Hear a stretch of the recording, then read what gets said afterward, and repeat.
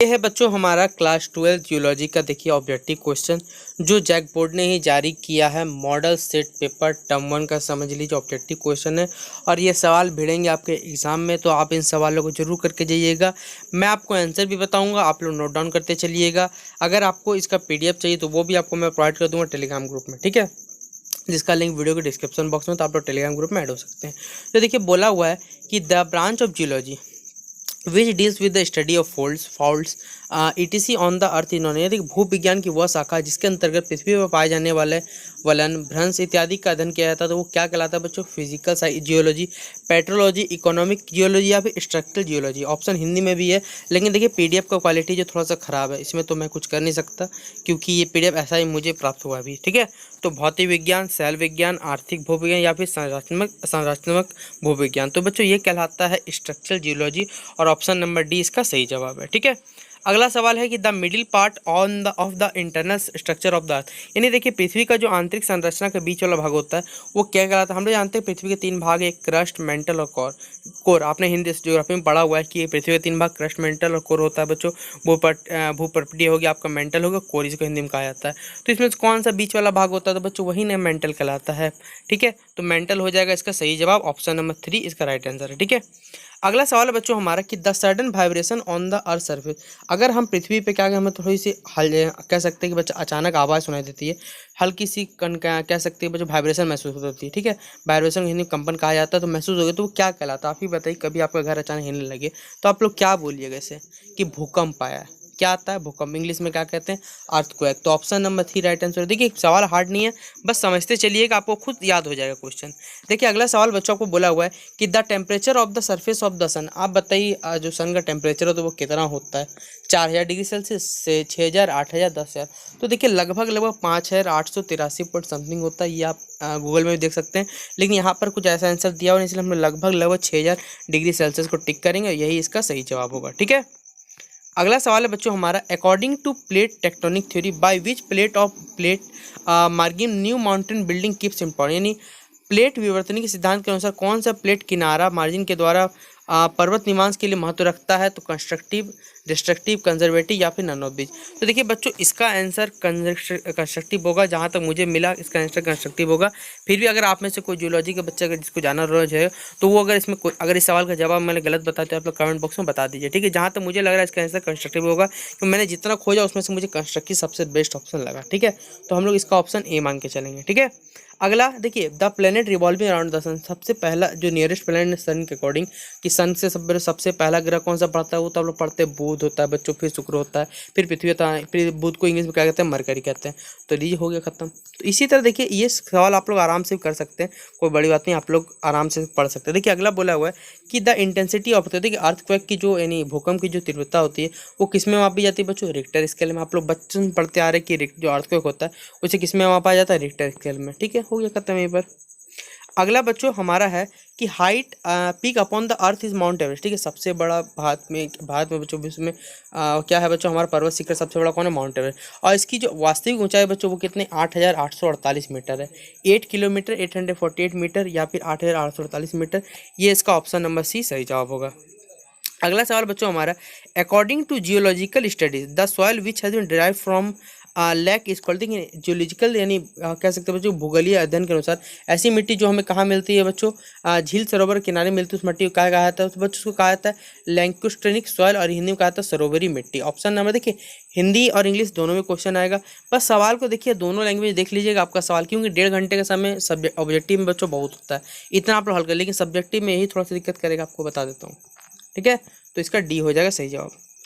अगला सवाल है बच्चों हमारा जो ऑक्स बोल लेकर बच्चों is the geological feature formed by wind, जो आपका गोखुर झील है उसकी भूगर्भीय आती किसके द्वारा बनती है? विंड के द्वारा, रिवर के द्वारा, ग्लेशियर के द्वारा बच्चों, लेक के द्वारा। तो ये बनती है बच्चों रिवर के द्वारा, तो ऑप्शन नंबर बी इसका राइट आंसर होगा, ठीक है।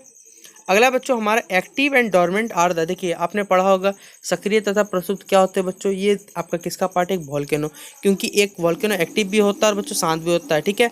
तो ज्वालामुखी इसका राइट आंसर हो जाएगा, ऑप्शन नंबर बी इसका सही जवाब होगा, ठीक है। अगला बच्चों question number 12, the word delta use for. Delta का देखिए मोस्टली यूज क्या, मतलब डेल्टा वर्ड को बच्चों लोग यूज करते हैं। तो डेल्टा जैसे हम लोग सुने सुंदर वर्ड डेल्टा, तो क्या है बच्चों, वो एक कह सकते हैं बच्चों सैंड डिपॉजिट है, जहाँ पर पानी दलदली इलाका वहीं पर रहता है, मोस्टली पाया जाता है। तो इसका जवाब देखिए मुझे तो जहाँ तक मिला, अगर मुझे हिसाब से मैं अपने साथ चलूँगा तो बच्चों ऑप्शन नंबर सी होना चाहिए, यहाँ टिक किया हुआ भी। आप लोग बताइए इसका करेक्ट आंसर क्या होगा, क्योंकि मुझे जहाँ तक मिला मैं आपको सी बता रहा हूँ। आप लोग अगर कोई बच्चे का जियोलॉजी में एक्सपर्ट है तो वो बताइएगा इसका सही जवाब, ठीक है। अगला सवाल है बच्चों हमारा क्वेश्चन नंबर 10, देखिए थोड़ा सा क्वालिटी ख़राब है। आर्टिसियन वेल इज फ्रॉम, देखिए आर्टिसियन जो वेल होता है बच्चों वो किसके द्वारा बच्चों बनाया जाता है, याद रखिएगा अंडरग्राउंड वाटर के द्वारा, यानी भूमिगत जल के द्वारा बनाया जाता है, ठीक है। अगला सवाल है हैंगिंग वैली। हैंगिंग वैली जो बच्चों इरोजनल किसका फीचर होता है, यानी आपकी लटकती घाटी निम्न किसके अपर्दन का स्वरूप है। तो किसके अपर्दन के स्वरूप होती है बच्चों, ग्लेशियर, ठीक है। ग्लेशियर के कारण ही बच्चों क्या होती है, जो आपके ये हैंगिंग आपने देखा मोस्टली मूवी में कि पहाड़ जो वैली होते लटकते हैं, तो किसके कारण होते हैं, ग्लेशियर के कारण, हिमनद के कारण इसका होगा सही जवाब, ठीक है। अगला बच्चों हमारा क्वेश्चन नंबर 15 है कि in karst topography the region the deposit structure of calcium carbonate that grows upward in cave due to deposited by underground water known as, ये क्या कहलाता है बच्चों। तो देखिए ये ऑप्शन नंबर बी होगा इसका राइट आंसर, स्लिटमेगमाइट हो जाएगा, ठीक है, स्लिटमेगमाइट, ठीक है, ऑप्शन नंबर बी इसका सही जवाब होगा। अगला सवाल है बच्चों हमारा which type of coral reef, यानी कौन सा type of coral reef is found to occur near sea shore formed from sea bottom which whose surface is rough and slope towards sea is sharp and towards land is low, यानी वह प्रवाल भित्ति जो समुद्र के पैने में बनती है तथा समुद्र के किनारे के नज़दीक पाई जाती है। ऊपरी भाग काफ़ी उबड़ खाबड़ होता है तथा समुद्र की ओर ढाल तथा जमीन की ओर क्या होता है, मंद होती है। तो वो कौन सी प्रवाल भित्ति होती है बच्चों, वो होती है आपकी फ्रिंजल कोरल रीफ होती है, यानी तटीय प्रवाल भित्ति इसे हिंदी में कहा जाता है, ठीक है। 17 नंबर सवाल, ये तो बार बार बच्चे पढ़ते आ रहे हैं आप लोग कि the process of physical disintegration and chemical decomposition rocks eight their own place is called weathering, erosion, oxidation या फिर हाइड्रेशन। तो चट्टानों का अपने स्थान पर टूट फूट कर बच्चों भौतिक विघटन एवं रासायनिक संगठन की क्या कहलाता है बच्चों, तो ये कहलाता है बच्चों वेदरिंग कहलाता है, वेदरिंग ऑफ रॉक्स यही कहलाता है ना। तो ऑप्शन नंबर ए इसका सही जवाब होगा और ऑप्शन नंबर हिंदी में कहे तो अक्षय कहा जाएगा। अगला सवाल बच्चों हमारा which crystal system minerals are isotope, इनमें से कौन सा क्रिस्टल सिस्टम बच्चों क्या है, आइसोट्रॉपिक है, मोनोक्लिनिक, ऑर्थोमिक, हेक्सागोनल या फिर आइसोमेट्रिक। तो क्या होगा बच्चों सही जवाब, देखिए इसका सही जवाब मुझे भी नहीं मालूम, मैं आपको क्लियर कट बता देता हूँ, क्योंकि मैं जियोलॉजी का एक्सपर्ट तो हूँ नहीं। मैंने आप सभी बच्चों के लिए बस थोड़ा सा हेल्प करने के लिए ये जो वीडियो बना रहा हूँ, मैंने आपको पहले ही जिस दिन वीडियो बनाया था कि मेरा क्लास 12th में, ना ही क्लास 11 में कभी जियोलॉजी नहीं, लेकिन क्लास 10 तक के बच्चों को मैं पढ़ाता हूँ, इसलिए थोड़ा सा जियोलॉजी मुझे आता है, उसी के अकॉर्डिंग मैं आपको हेल्प कर रहा हूँ। और इसका आंसर जो मुझे नहीं मालूम, लेकिन ये टिक किया हुआ बच्चों ऑप्शन नंबर बी।